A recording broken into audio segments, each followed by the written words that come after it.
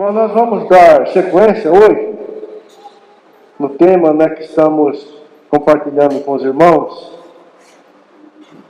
sobre a reconstrução da casa de Deus, um assunto tão especial ali na história, na vida do povo de Israel, mas muito mais especial, com certeza, deve ser e é, na vida da igreja do Senhor.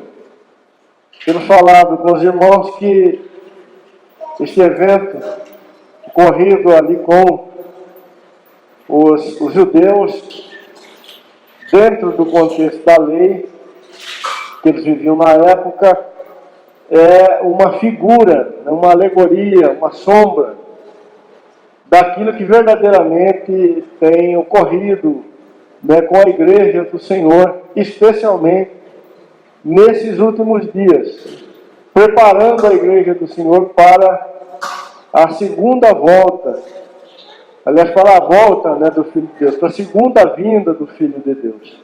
Assim como preparou os judeus, o povo da antiga aliança, para aquela primeira vinda do Senhor Jesus.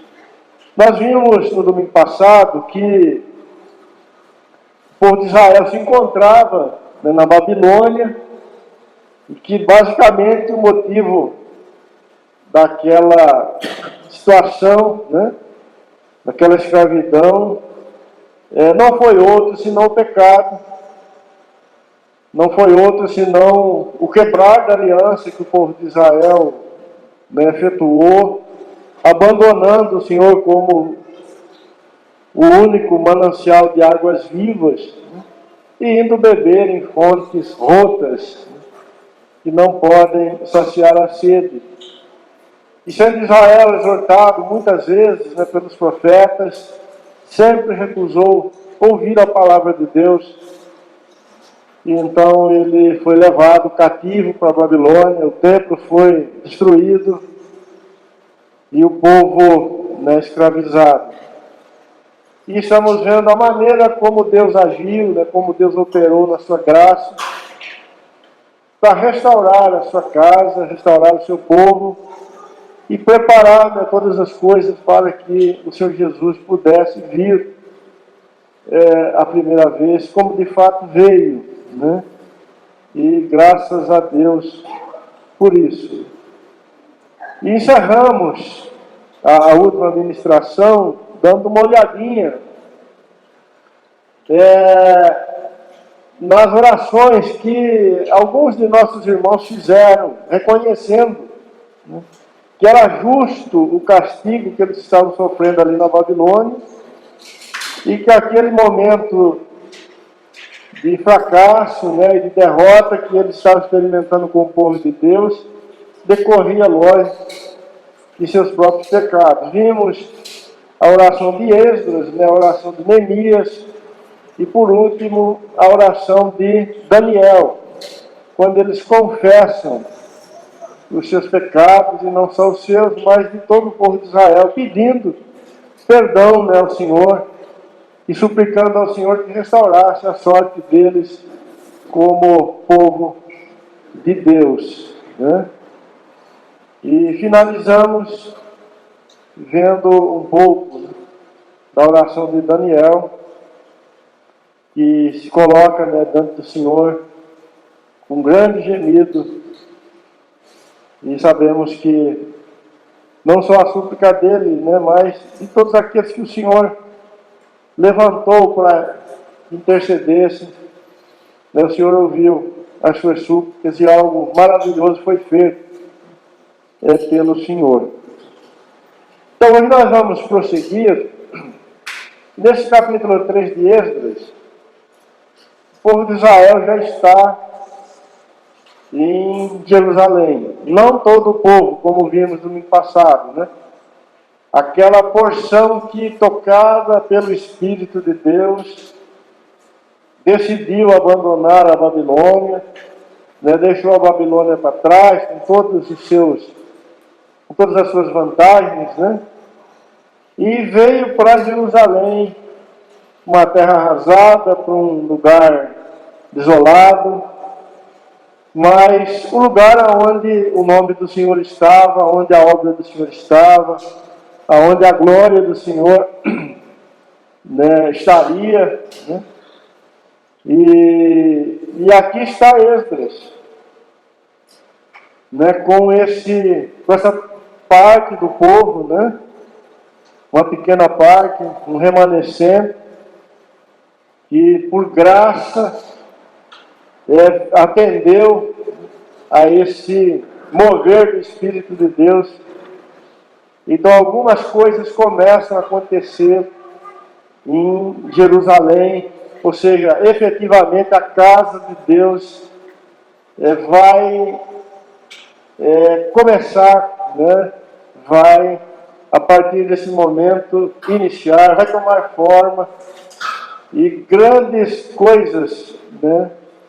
Os filhos de Israel viveram ali, vivenciaram ali diante do Senhor, e é para isso que nós vamos olhar, porque isso foi escrito, sobretudo, para nós, sobre quem, né, tem vindo os fins dos tempos, como disse o Senhor através do autor do livro de Hebreus. E nesse texto que nós lemos, nós temos aquele momento onde o altar é reconstruído lá em Jerusalém. Porque o templo havia sido destruído, né, derrubado, não havia mais nada lá. E todos os utensílios foram levados, né, para a Babilônia por Nabucodonosor, o prédio foi derrubado, enfim. Só havia as ruínas ali, como Neemias vai dizer, né, era um monte de coisas, né? Era um lugar onde estavam apenas as ruínas, né, ou as lembranças da glória daquela primeira casa.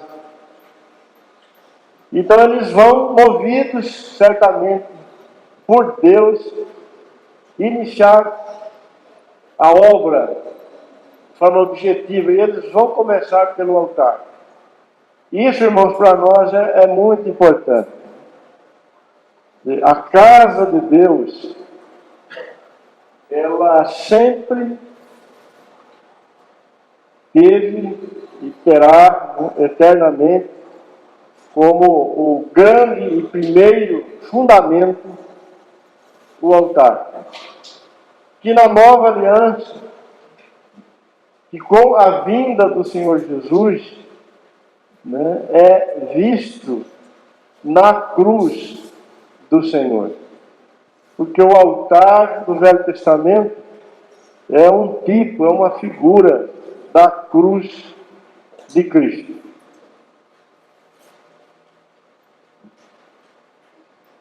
No versículo 2, né, levantou-se Jesua, filho de Jerobabel, filho de Sealtiel, e seus irmãos, e edificaram o altar. Esse altar é o altar de bronze. Como o próprio texto diz aqui, esse altar, seu tamanho, né, a sua forma e os materiais que foram usados, Deus deu a Moisés quando ele esteve lá no Monte Sinai. Então, no livro de Êxodo, capítulo 27, eu queria que você abrisse lá, nós temos as instruções sobre o altar. É importante a gente dar uma olhadinha aqui. Êxodo 27. Farás também o altar de madeira de acácia, a mesma madeira que foi usada para construir a Arca da Aliança, estão lembrados? Só que a arca foi revestida com ouro. O altar, o Senhor mandou Moisés revestir com bronze ou cobre, né? Não há uma certeza assim, absoluta se foi cobre ou se foi bronze, porque a palavra no original significa esses dois metais, né? Será o seu comprimento de 5 côvados e a largura também de 5 côvados. Será quadrado e de 3 côvados a altura. Dos 4 cantos fará levantar-se 4 chifres, os quais formarão uma só peça com o altar, e o cobrirás de bronze. Far-lhe-ás também recipientes para recolher a sua cinza, e pás, e bacias, e garfos, e braseiros, todos esses utensílios serão de bronze. Far-lhe-ás também uma grelha de bronze em forma de rede, a qual farás 4 argolas de metal nos seus 4 cantos, e as porás dentro do rebordo do altar para baixo, de maneira que a rede chegue até o meio do altar. Farás também varais para o altar, varais de madeira de acácia, e os cobrirás de bronze. Os varais se meterão nas argolas de um e de outro lado do altar quando for levado. Oco e de tábuas o farás, como se te mostrou no monte, assim o farás. Então o Senhor Deus mostrou para Moisés lá no monte, né, esse altar construído. E ele mandou Moisés então fazer uma cópia aqui na terra, de madeira de acácia, e revestir, né, esse altar com bronze. Irmão, se nós estudarmos a palavra de Deus, o significado, né, do bronze, muitos metais aparecem na Bíblia. Cada um deles tem um significado. O bronze, por exemplo, ou o cobre, ele sempre representa, significa juízo. Então, onde o bronze está, há uma indicação de juízo ali. A expressão, por exemplo, céus de bronze, quando Elias orou para não chover sobre Israel, é uma expressão que significa que viria um juízo sobre Israel que duraria 3 anos e meio, né, onde não choveria de maneira nenhuma. Então, bronze é juízo. Então o Senhor manda Moisés construir um altar de madeira de acácia, e revestir essa madeira com bronze. Então o que nós temos aqui? Nós sabemos que a madeira, e especialmente a madeira de acácia, ela é um tipo do homem. Lá na arca, a madeira é um tipo de Jesus, que foi revestido de ouro. Então fala da encarnação do Filho de Deus e também da sua glória. Mas aqui o mesmo homem está revestido não com ouro, mas com bronze. Então ele está revestido com juízo. Então o altar fala do juízo de Deus. É por isso que neste altar eram oferecidos os holocaustos. O próprio texto aqui diz, né? Versículo 2, para sobre ele oferecer o holocausto, Esdras 3:2. Ou seja, todo animal que era oferecido em holocausto, ele era queimado nesse altar de bronze. E o holocausto sempre fala de algo que era oferecido a Deus no lugar do pecador. Então, quem era oferecido como holocausto era consumido pelo juízo de Deus. E consumido pelo juízo de Deus nesse altar de madeira de acácia revestido com bronze. Com a vinda do Senhor Jesus, a realidade desse altar foi desvendada, foi aberta. Ou seja, a realidade deste altar é a cruz de Cristo. É o Cristo crucificado.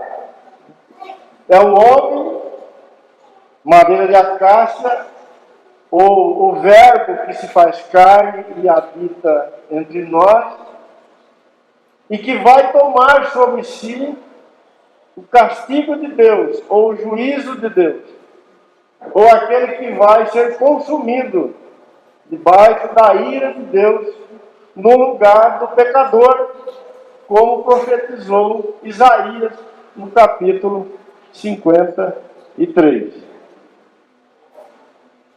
E agradou ao Senhor moê-lo.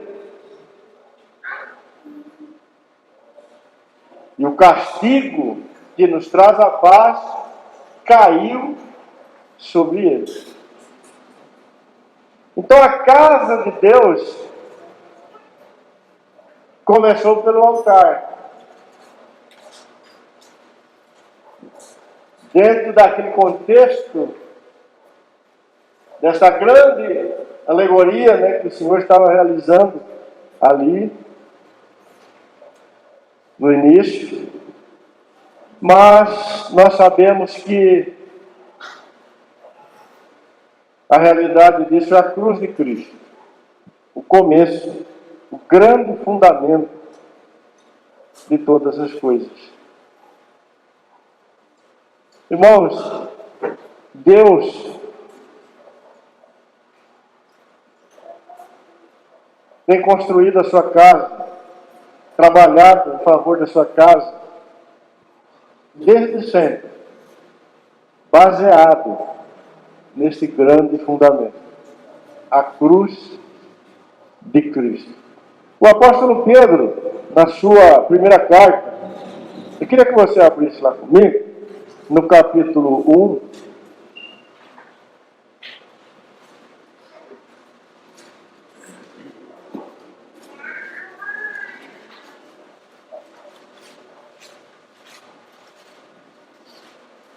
Primeira Pedro, capítulo 1, versículo 18. Pedro disse assim: sabendo que não foi mediante coisa corruptível, como prata ou ouro, que foste resgatado do vosso fútil procedimento, que vossos pais vos legaram, mas pelo precioso sangue, como de cordeiro sem defeito e sem mácula, o sangue de Cristo, conhecido com efeito antes da fundação do mundo, porém manifestado no fim dos tempos por amor de vós, conhecido antes da fundação do mundo, mas manifestado no fim dos tempos por amor de vós. Vá um pouquinho para Apocalipse capítulo 13. Olha o que João viu. 13, 8.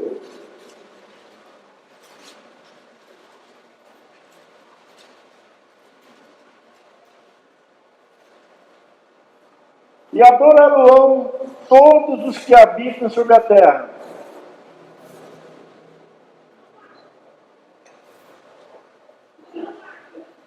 Aqueles cujos nomes não foram escritos no livro da vida do Cordeiro, que foi morto desde a fundação do mundo. Quem tem uma versão diferente da minha? Oi.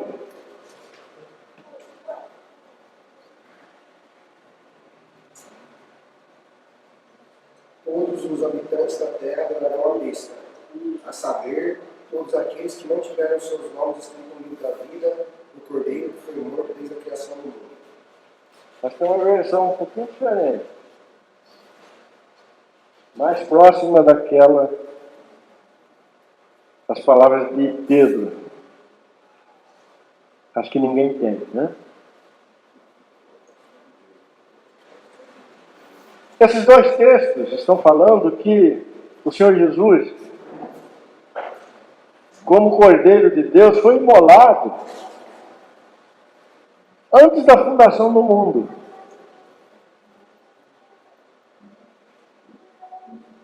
Queria que você pensasse nisso. Que a cruz de Cristo é algo central no propósito eterno de Deus, pensado por Deus, estabelecido por Deus, antes de Deus trazer à existência qualquer coisa. Quando Deus, na sua soberania eterna e nos seus conselhos eternos, Ele decidiu chamar à existência todas as coisas, a cruz de Cristo ocupou o lugar central. Ou seja, a maneira pela qual todas as coisas que Deus estaria criando haveriam de glorificar o Senhor eternamente,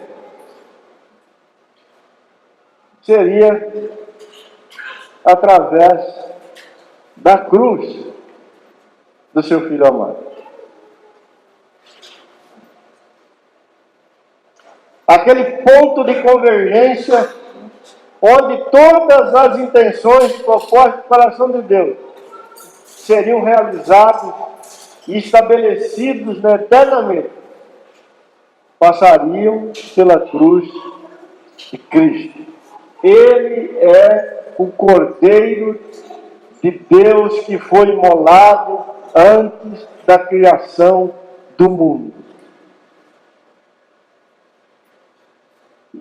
Isaías, no capítulo 53,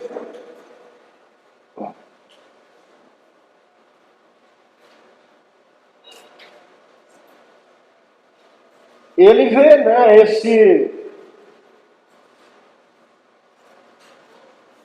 essa grande verdade se cumprindo no Filho de Deus, muito antes do Senhor Jesus se manifestar nessa terra. Ele fala assim: certamente Ele tomou sobre si as nossas enfermidades, as nossas dores levou sobre si, e nós o reputamos por aflito, ferido de Deus e oprimido. Mas Ele foi transpassado pelas nossas transgressões e moído pelas nossas iniquidades.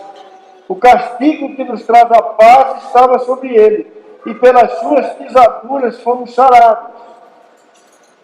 Todos nós andávamos desgarrados como ovelhas, cada um se desviava pelo caminho, mas o Senhor fez cair sobre Ele a iniquidade de todos nós. Ele foi oprimido e humilhado, mas não abriu a boca.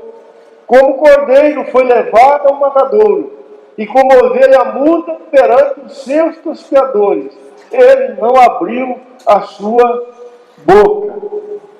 O Senhor Jesus é o altar de bronze, é a madeira de acácia sobre quem caiu o juízo de Deus. Porque em certo momento, nos planos e propósitos eternos de Deus, Ele toma o lugar do pecador. Ele substitui o homem caído no castigo que pertencia a esse homem caído.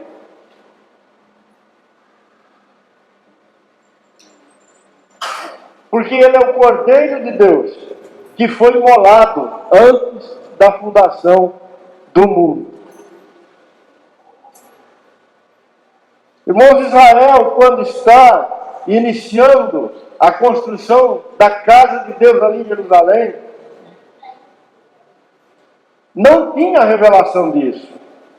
Porque Paulo vai dizer, na carta que ele escreveu aos Efésios, que Deus revelou o mistério da sua vontade em Cristo Jesus aos apóstolos e aos seus profetas nestes últimos dias.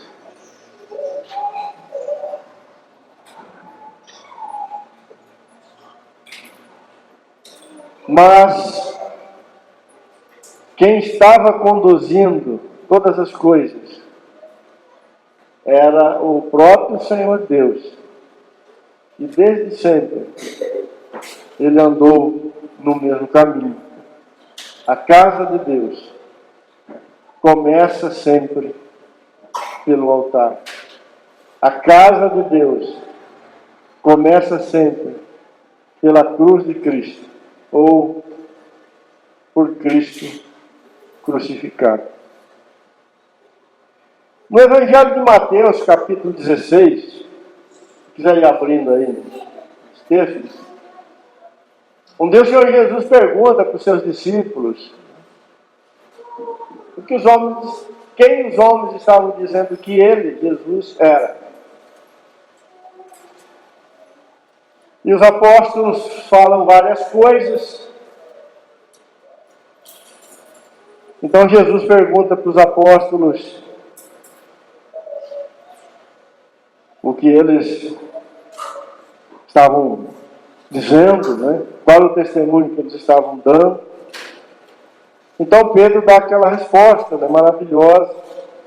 E Jesus diz que ele pôde dar aquela resposta porque o Pai lhe revelou que ele era o Cristo, o Filho do Deus vivo. Está em Mateus 16, a partir do verso 13.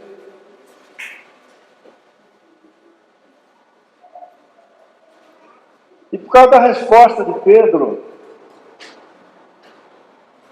o Senhor Jesus diz o seguinte, versículo 18.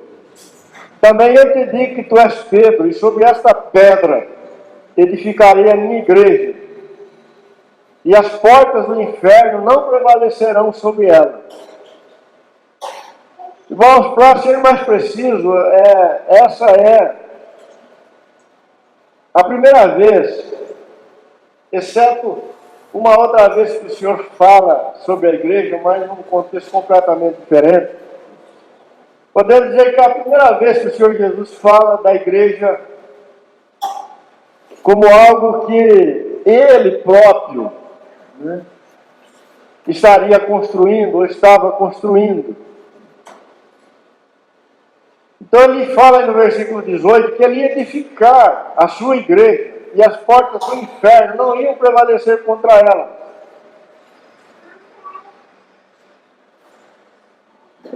Mas vejam o que acontece depois.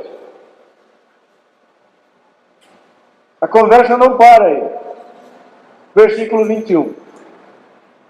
Desde esse tempo, começou Jesus Cristo a mostrar a seus discípulos que era necessário seguir para Jerusalém e sofrer muitas coisas dos anciãos, dos principais sacerdotes, dos escribas, e ser morto e ressuscitado no terceiro dia. Quando Pedro confessa que Jesus é o Filho de Deus, o Senhor diz: Pedro, sobre esta confissão que você acaba de fazer, como uma concessão do meu Pai para você, eu vou edificar a minha igreja. Mas, Pedro, é necessário que eu vá para Jerusalém e ali eu seja morto e ressuscito depois de 3 dias. Imediatamente o Senhor Jesus então introduz a cruz como o grande fundamento para que a igreja pudesse ser de fato construída. Não teria como a casa de Deus nascer se a cruz não houvesse já se manifestado. Aqui estão os filhos de Israel retornando do cativeiro e dando início à construção da casa de Deus ali em Jerusalém. Mas eles estão começando pelo altar. Aqui está o Senhor Jesus anunciando a chegada da igreja.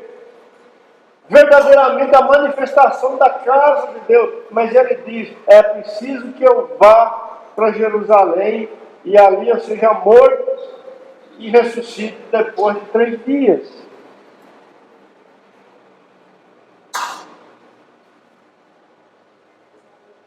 Pedro, clamando, aliás, chamando-o à parte, começou a reprová-lo, dizendo, tem compaixão de ti, Senhor, e isso de modo algum te acontecerá.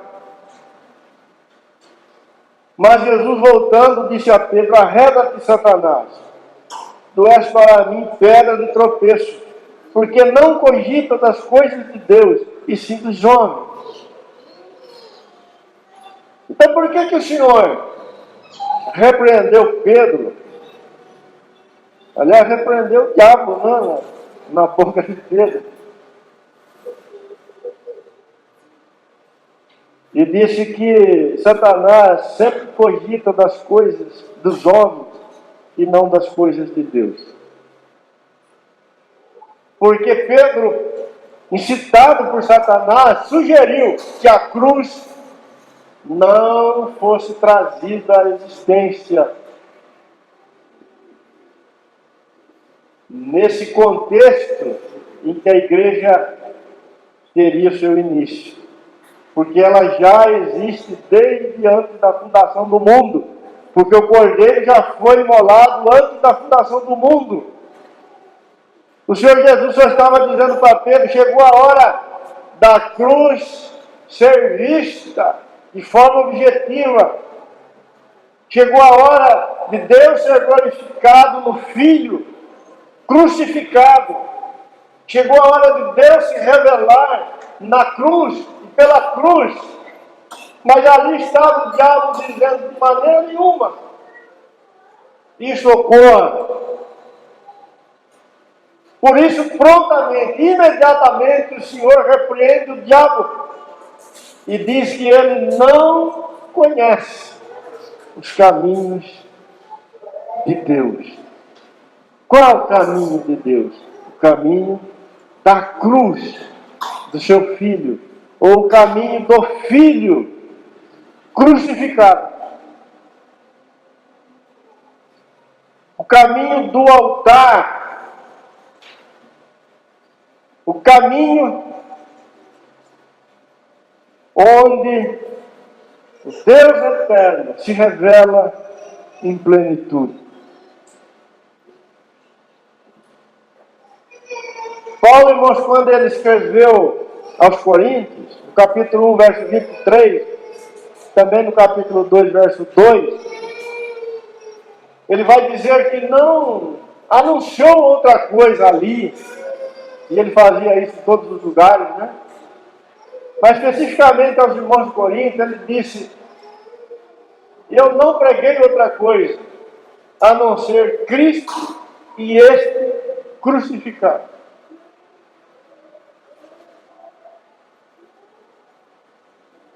Irmãos, a cruz não é um evento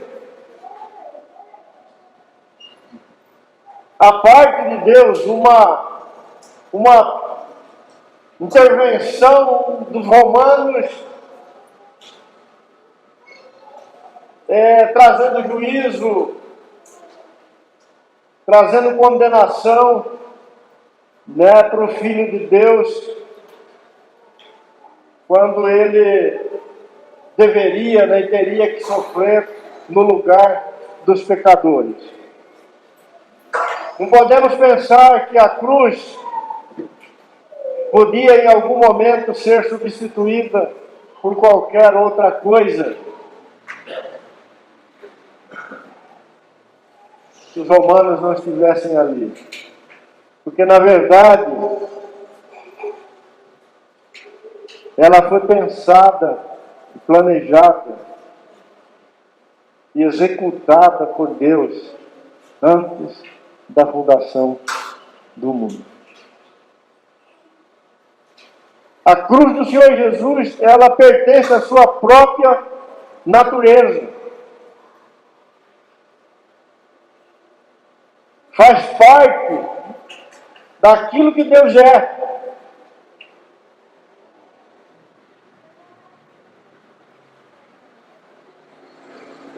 É o grande fundamento nessa relação do Criador com toda a criação.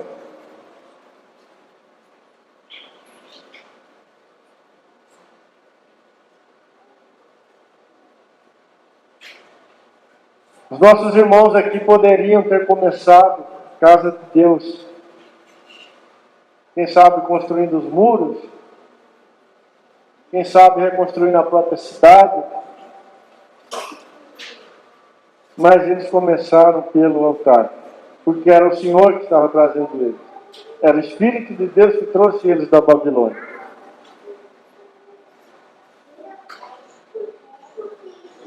Irmãos, a igreja que está sendo preparada pelo Espírito de Deus para encontrar o Senhor nos ares,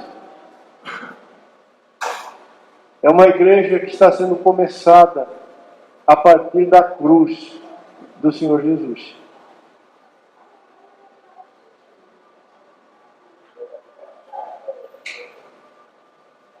O Senhor tem reunido o seu pequeno rebanho, o seu remanescente, e tem posto esse seu remanescente diante do Cristo crucificado. E tem aberto os seus olhos para que eles possam ver.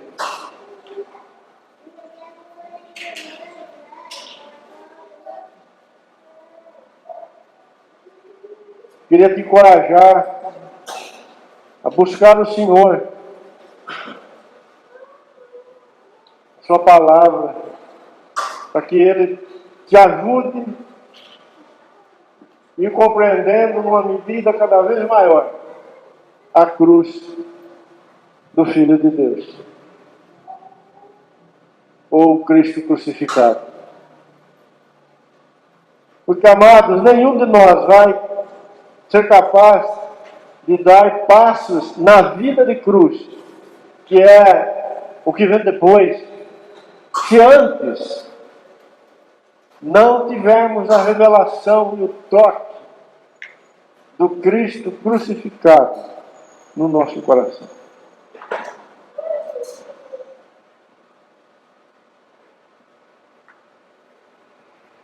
Prosseguindo, amados, vamos de forma bem resumida, né, passando por essas coisas importantes. Volte lá para ele, capítulo 3.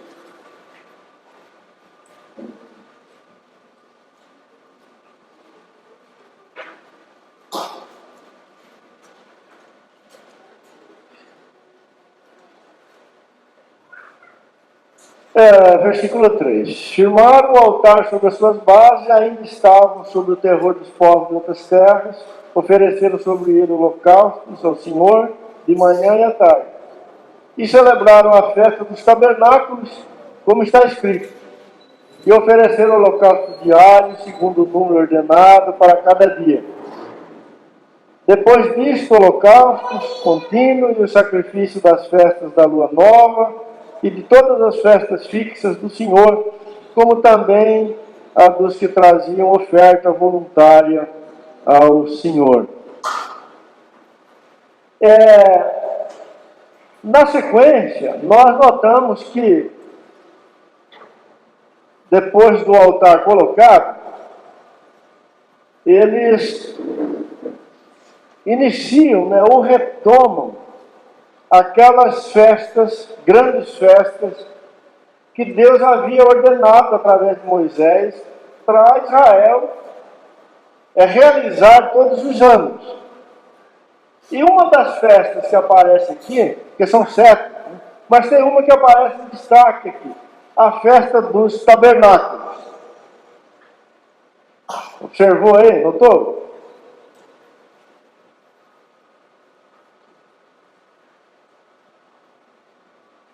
Ela era uma das festas, aliás, a última festa, a 7ª festa.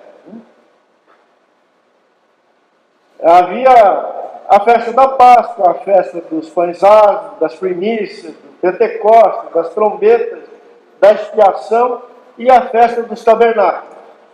Era uma festa que ocorria no outono. E ela aparece aqui em destaque.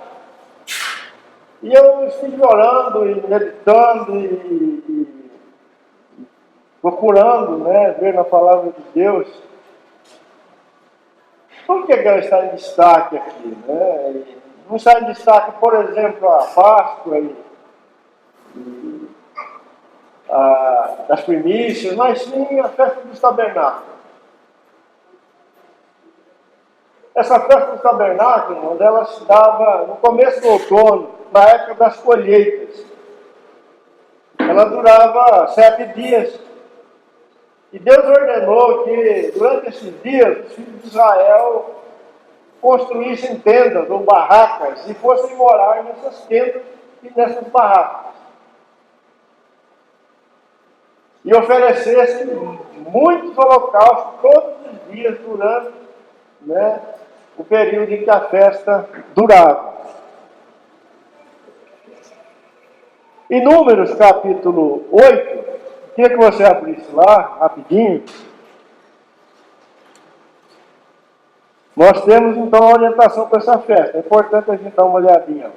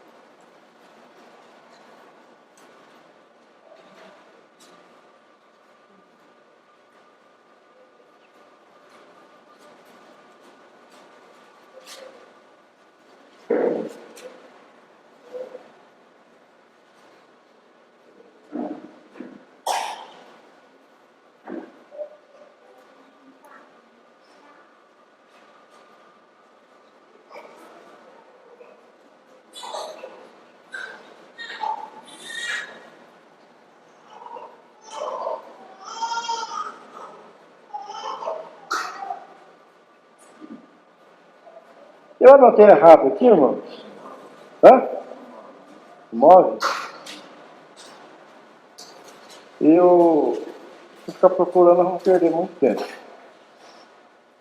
Mas esse texto de Números são os detalhes, né, da festa, a sua duração, a quantidade de sacrifício que eles deveriam oferecer todos os dias, né, o tipo de animal, enfim, tudo aquilo que pertencia, né, a essa festa. Do que essa festa fala? Essa festa, irmãos, ela fala do reino celestial do Filho de Deus. Essa festa, ela lembra, ela é uma figura de que o reino de Cristo não é desse mundo. De que a nossa verdadeira pátria não é desta terra.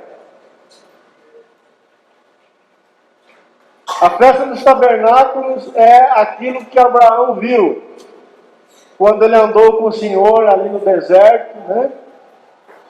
Quando ele descobriu que a cidade e a terra que ele recebeu por herança não era a terra de Canaã, propriamente dito, mas sim a Jerusalém celestial, aquela que pertence à eternidade.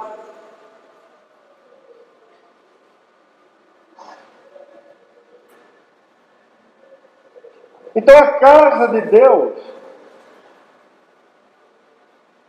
que tem o seu grande fundamento, o altar, precisa também ver no começo, ou ter junto com o altar, a visão de que ela não pertence a este mundo. Que Deus não está construindo uma casa terrena. que Deus não está envolvido com uma obra limitada a esta terra, mas que esse tempo presente e esse momento específico em que a cruz está se manifestando e Deus está reunindo os seus amados em torno dela e por ela, tem a sua realidade eterna e definitiva na glória celestial. Então o altar está junto com a festa dos tabernáculos. O Senhor Jesus, quando esteve diante de Pilatos, ou na presença de Pilatos, ali em João 18:36 está registrado isso, Pilatos perguntou para ele: o teu reino? Como que é o teu reino? Qual foi a resposta do Senhor?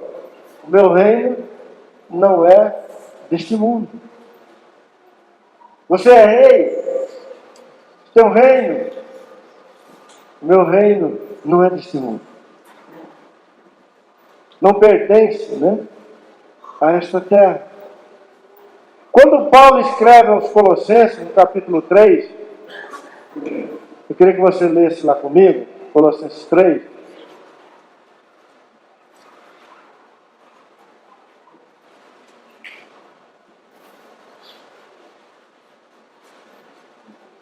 Ele fala assim: portanto, se fostes ressuscitados com Cristo, buscai as coisas lá de cima, onde Cristo vive, assentado à direita de Deus. Ou seja, Cristo é lá de cima. O seu reino é lá de cima. A sua casa existirá eternamente lá em cima. Buscai as coisas lá do alto, onde Cristo vive, assentado à direita de Deus. Pensai nas coisas lá do alto, não nas que são aqui da terra. Por isso o Senhor ordenou aos filhos de Israel: saiam de dentro das vossas casas e vão morar em tendas. Recebam no vosso coração a verdade de que vocês não pertencem a este mundo.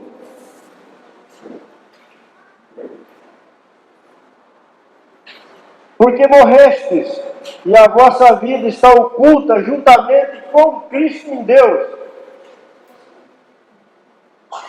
E quando Cristo, que é a nossa vida, se manifestar, então vós também sereis manifestados com Ele em glória.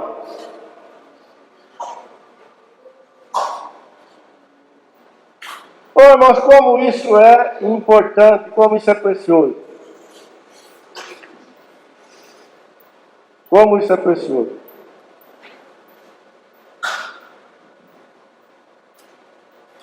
A palavra de Deus diz que o Senhor Jesus é o Senhor da glória. A palavra de Deus diz que o mistério de Deus que foi revelado não é outro senão esse: Cristo em vós, esperança da glória. Paulo, quando escreve aos Romanos, ele diz que quando o Senhor se manifestar, a glória dele se manifestará também nos seus filhos.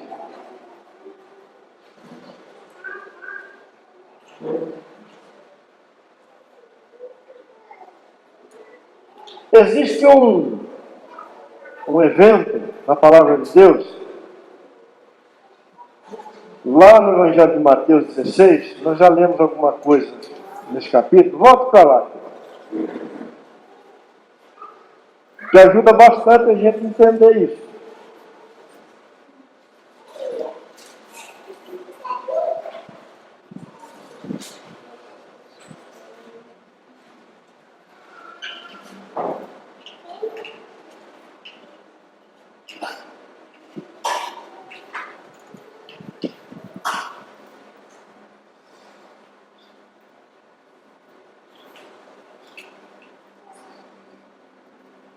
Nós lemos até o 23, quando Jesus disse que era preciso ir para Jerusalém, morrer e ressuscitar.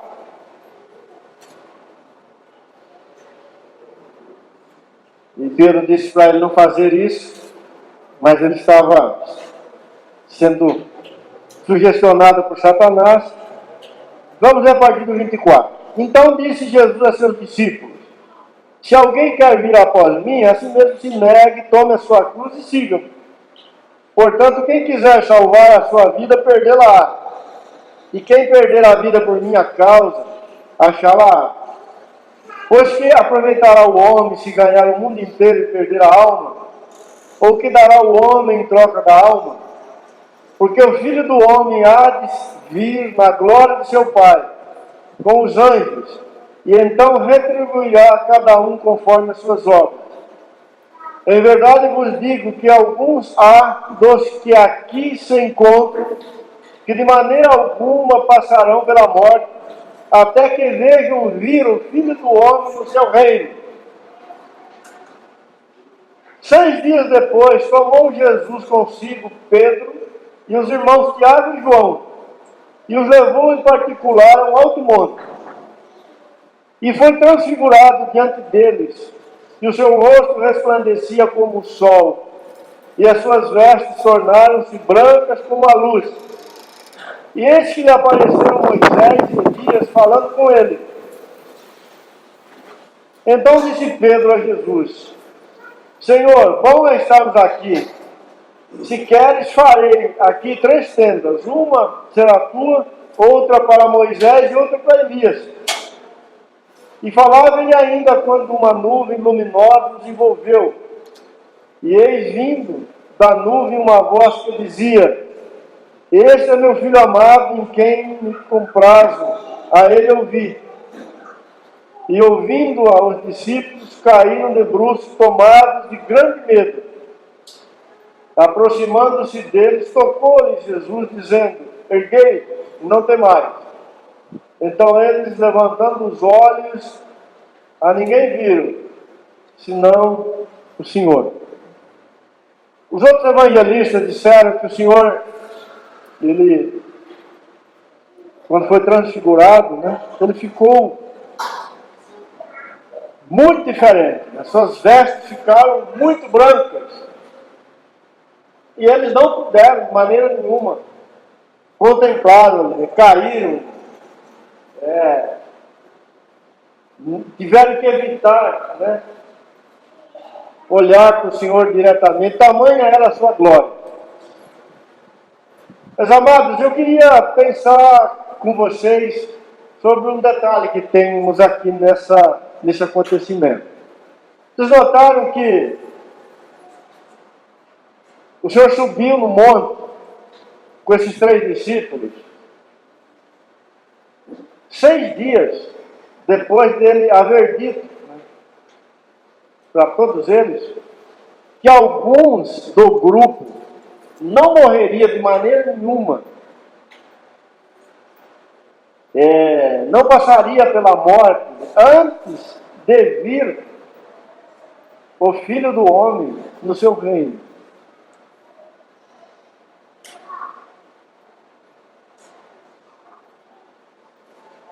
E esses 6 dias depois são chamados pelo Senhor e sobem com ele no monte, e lá o Senhor é transfigurado diante deles. E quando Pedro vê a cena, vê aquele momento glórico, e quando ele dá o seu testemunho lá na sua segunda carta, ele diz que viu a majestade do Senhor.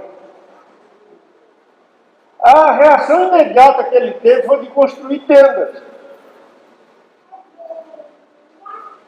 Ele quis fazer uma para o Senhor, uma para Elias e uma para Moisés. E com certeza estava incluso a dele, a de João e de Tiago. Essa aí estava garantida, mas ele queria fazer mais. Ele queria fazer uma para Moisés, para Elias e para o Senhor também. De onde será que Pedro está tirando essa ideia de fazer tendas diante da visão que ele está tendo?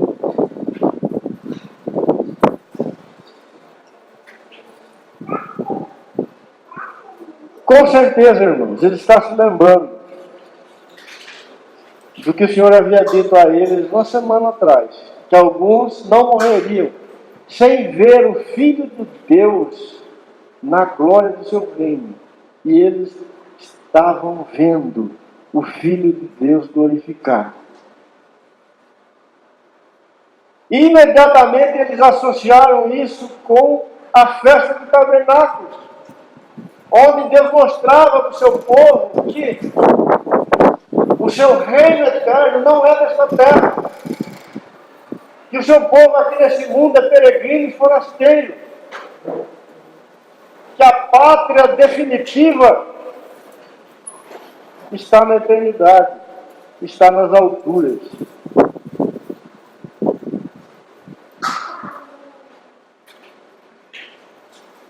Por isso o Senhor Jesus disse: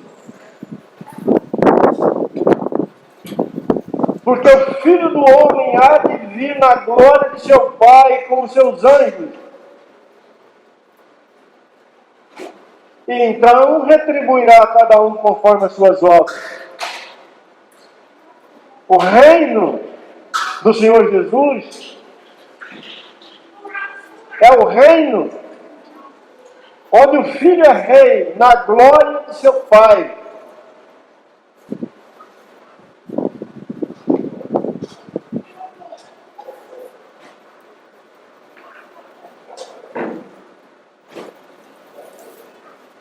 Mas Israel havia acabado de regressar da Babilônia. E quando você pensa em Babilônia, você pensa no reino deste mundo. Você pensa nessa terra. Você pensa em tudo aquilo que o diabo ofereceu para Jesus quando ele estava jejuando aqueles 40 dias ali no deserto. Quando você pensa na Babilônia, você pensa na vida terrena, nessa vida curta e pobre, como homem caído, separado de Deus, que não tem esperança, que nasce hoje como erva, floresce e morre à tarde como erva seca. Mas Israel retorna na Babilônia. Deus tira o seu povo desta realidade e agora introduz ele no altar e na festa do tabernáculo. Deus mostra para o seu povo que há uma fonte de graça eterna em Cristo e que há uma glória eterna a ser desfrutada juntamente com o Filho de Deus e no próprio Filho de Deus, o Rei da Glória.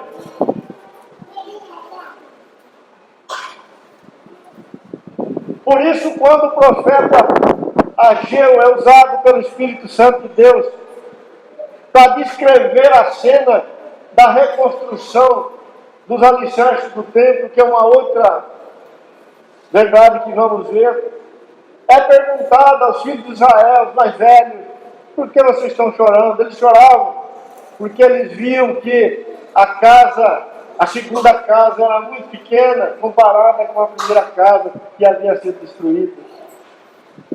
Então o Espírito de Deus usa Ageu e é dito àqueles irmãos: por que vocês estão chorando? Vocês não sabem que a glória da segunda casa será muito maior do que a glória da primeira. Será que o Espírito de Deus estava falando de alicerce? Estava falando de construção? Estava falando de pedra, irmão? Não! Estava falando das coisas celestiais. Está falando de Cristo Jesus e seu povo. Está falando daquilo que Pedro e João viram no Monte Santo de Deus. E imediatamente reconheceram que precisamos de uma tenda aqui nesse mundo, porque estamos aqui por uns dias. Mas há uma mentira, um engano que tem solapado os corações da igreja do Senhor nesses dias, afastando ela do altar e trazendo ela para a terra de tal forma que ela desconhece a festa dos tabernáculos e tem acreditado e recebido no seu coração que o máximo que ela pode ter no seu Deus, no seu Senhor e no seu Salvador é alguma coisa que a Babilônia, na verdade, pode lhe oferecer. Por isso que muitos judeus não quiseram sair da Babilônia, ficaram lá e morreram lá.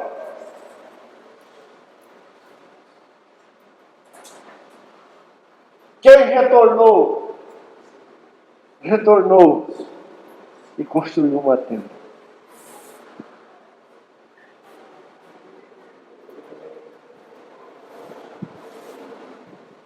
Que o Senhor nos ajude, amados.